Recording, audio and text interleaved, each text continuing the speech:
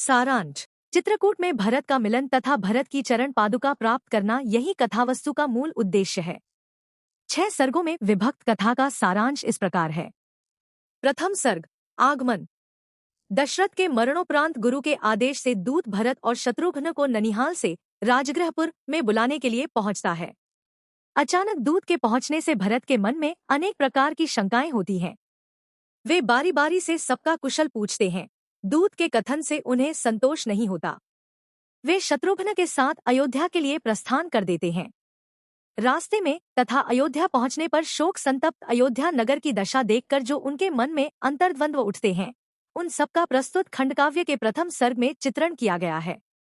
अंत में भरत राजभवन में प्रवेश करते हैं, किंतु वहां भी आधी रात का सतराटा छाया है।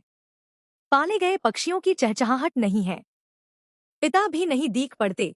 फिर वे उल्टे पांवों कैकेयी के भवन की ओर चल देते हैं। अनुभव होता अर्धरात्रि का सा सूनापन। पालित पक्षी थक बैठे थे शांत क्षुब्ध मन। देखा नहीं पिता को, चिंता मग्न हो गए। उल्टे पैरों लौट कैकेयी भवन को गए। द्वितीय सर्ग, राजभवन। राजभवन में पहुंचने पर भरत सर्वप्रथम कैकेयी से मिलते हैं। कैकेयी राम वनगमन, पिता की मृत्यु और अपना पवित्र उद्देश्य भरत के समक्ष रखती हैं। भरत विषाद से भर जाते हैं। वे कैकेयी के तर्क से सर्वथा संतुष्ट नहीं होते और अपने को अपराधी तथा अभागा मानते हैं। इस सर्ग में कवि ने कैकेयी के चरित्र को विशेष महत्व दिया है तथा कैकेयी पर युग युग से आरोपित कलंक को निर्मूल सिद्ध करने का प्रयास किया है। कैकेयी द्वारा राम को वन भेजने में लोकहित की भावना है। वह भरत को समझाती है, एक ईश ने प्राणी मात्र को जन्म दिया है।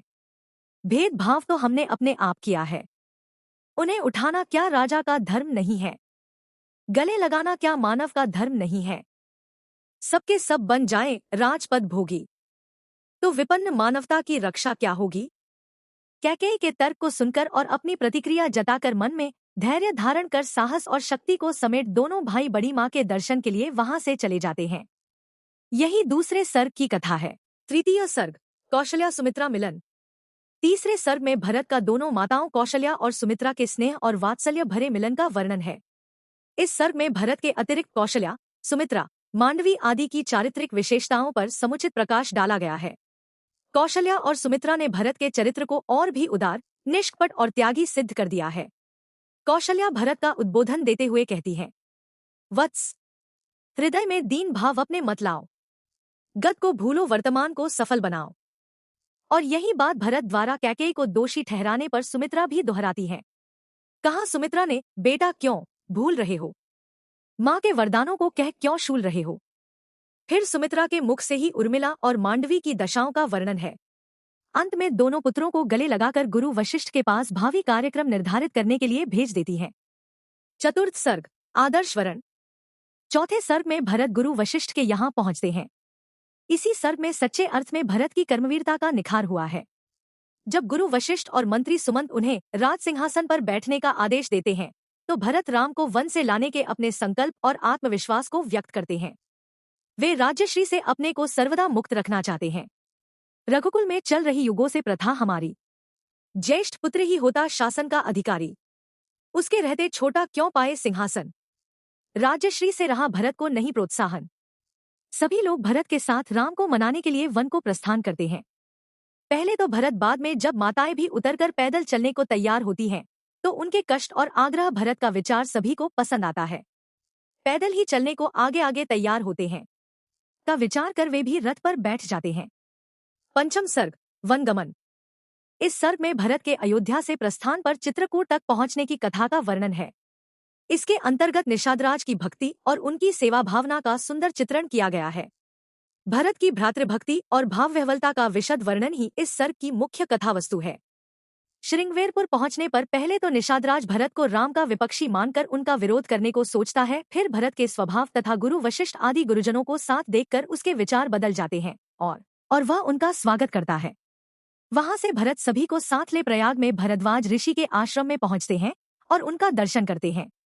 भरद्वाज ऋषि से आज्ञा लेकर पुनः राम के दर्शन के लिए तुरंत वहां से चित्रकूट के लिए प्रस्थान करते हैं। चित्रकूट निकट आने पर जब तक वह वन जिसमें राम रह रहे हैं दिखलाई पड़ता है, वे गुरु की आज्ञा लेकर रथ से उतर जाते हैं और दोनों भाई पैदल ही आश्रम की ओर चलने लगते हैं। षष्ठ सर्ग राम भरत मिलन। सेना सहित भरत को सहसा वन में आते देखकर एक भील ने रामचंद्र जी को भरतागमन का समाचार सुनाया। लक्ष्मण का मन शंकित हुआ, परंतु भरत का नाम सुनकर राम पुलकित होकर चरण पादुका के बिना ही कुटी के बाहर आ गए। उन्होंने धूल दूसरित भरत को अपने चरणों में नत देखा और फिर भरत को स्नेह सहित खींचकर गले लगा लिया। शत्रुघ्न ने राम और लक्ष्मण के चरण स्पर्श किए। इसके बाद दोनों भाइयों ने सीता के चरणों में शीश झुकाकर सदा सुखी जीवन का आशीर्वाद प्राप्त किया। गुरु का आगमन सुनकर राम उनके रथ के पास गए और आदर सहित आश्रम में ले आए। माताओं के चरण छूकर और सुमंत से भेंट करके राम अति हर्षित हुए। तब वशिष्ठ जी से पितामरण की बात सुनकर हाय पिता कहकर पृथ्वी पर गिर पड़े। गुरु के समझाने पर तर्पणादि कार्य करके निवृत्त हो गए। चित्रकूट में राम के प्रेम में विभोर हुए उनके कई दिन बीत गए। चित्रकूट के वन उपवनों की प्राकृतिक सुषमा ने उनका मन मोह लिया था। भरत लज्जावश कुछ नहीं कह पा रहे थे। तब वशिष्ठ ने राम से कहा कि इनको यहाँ आए बहुत दिन बीत गए हैं, अब इन्हें समझाकर लौटा दो। तब अवसर पाकर भरत ने कहा कि मैं राम को छोड़कर अयोध्या नहीं जाऊंगा, मैं उनका प्रतिनिधि बनकर वन में निवास करूंगा। राम अयोध्या जाएं, सिंहासन सूना पड़ा है। तब कैकेयी ने राम से कहा पुत्र, मैं इस दुखमय नाटक की सूत्रधारिणी हूं। आप भरत के कहे अनुसार राज्य प्राप्त करके मेरे कलंक को मिटाओ। गुरु ने भी कैकेयी का समर्थन किया। कैकेयी के वचन सुनकर राम ने कहा कि माता, इसमें तुम्हारा दोष नहीं है, फिर भी मैं अयोध्या जाकर राज्य नहीं कर सकता। भरत धर्मनिष्ठ होकर भी प्रेम सिंधु में डूब रहा है। यदि वह कहे तो मैं अयश के सागर में डूब सकता हूँ, परंतु कुल के आदर्शों को निभाना ही चाहिए। भरत ने कहा, हे प्रभु, मुझे आज्ञा दीजिए कि मैं नंदीग्राम में कुटी बनाकर सिंहासन पर आपकी चरण पादुकाएं रखकर 14 वर्ष तक वनवासी की तरह निवास करूं।